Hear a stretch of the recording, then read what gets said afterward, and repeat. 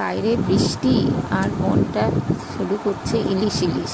আর বর্ষার দিনে ইলিশ মাছ না হলে হয়, তাই আজ বানিয়ে ফেললাম ইলিশ পাতুরি। আমি মুনমুন চৌধুরী তোমাদের জন্য বানাচ্ছি ইলিশ পাতুরি। ভিডিওটি ভালো লাগলে লাইক, শেয়ার আর সাবস্ক্রাইব করে দিও। ইলিশ পাতুরি তৈরি করার জন্য নিয়েছি 6 পিস ইলিশ। 2 চা চামচ কালো সর্ষে, 2 চা চামচ হলুদ সর্ষে, 2 চা চামচ পোস্ত বাটা, 4টে লঙ্কা, হলুদ গুঁড়ো, লবণ, 5 ফোড়ন স্বাদ অনুযায়ী। আর লাগছে 2 চা চামচ টক দই। আর লাগছে পরিমাণ মতো তেল। এবার পোস্ত, সর্ষে, লঙ্কা আর সামান্য একটু লবণ দিয়ে ভালোভাবে বেটে নিতে হবে।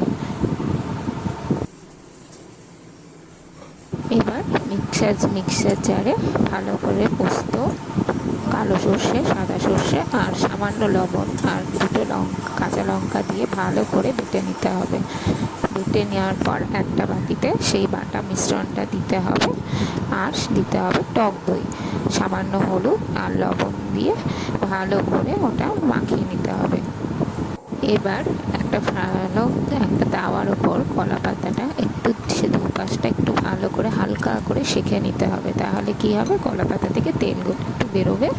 এবার পাতাটা নিয়ে তার মধ্যে সর্ষে দিয়ে তার উপরে ইলিশ মাছের পেটিটা দিতে হবে, পিসটা দিয়ে তারপরে একটা লঙ্কা দিয়ে আর সামান্য 2 চামচ তেল দিয়ে ভালো করে 2 হাত দিয়ে পাতাটাকে মুড়িয়ে দিতে হবে, যাতে কোনো রকমভাবে সর্ষেগুলো বেরিয়ে না আসে। এবার একটা টিফিন বাটি নিতে হবে, সেই টিফিন বাটিতে সামান্য একটু তেল ভালো করে মাখিয়ে নিতে হবে।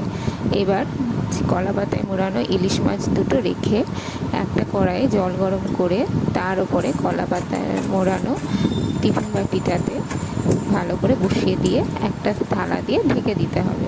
কিছুক্ষণ থাকার পর সেই ঢাকনা খুলে নিয়ে ঢেকে দিয়ে বের করে সেই কাঁচি দিয়ে কেটে নিলে সুতোগুলো তৈরি হয়ে যাবে ইলিশ মাছের পাতুরি। গরম গরম ভাতের সাথে সুন্দর করে পরিবেশন করো।